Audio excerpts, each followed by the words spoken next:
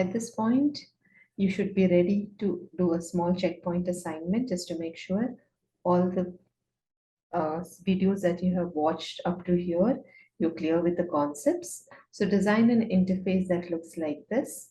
There are basically four parts to it. One, you select a shape. Second, you choose the required results, whether you want just area or area and perimeter. Then as input, you have two input boxes, and for result, you have two output boxes. So let's take an example. Let's say you choose square. Now notice that when you choose square, you just need to enter one side, which means one of these text boxes should automatically disappear.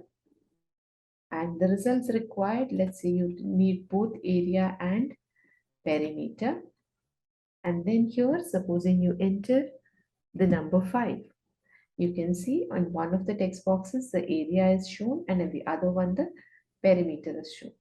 So please try and create an assignment, an application like this to test out your VCA skills. All the best.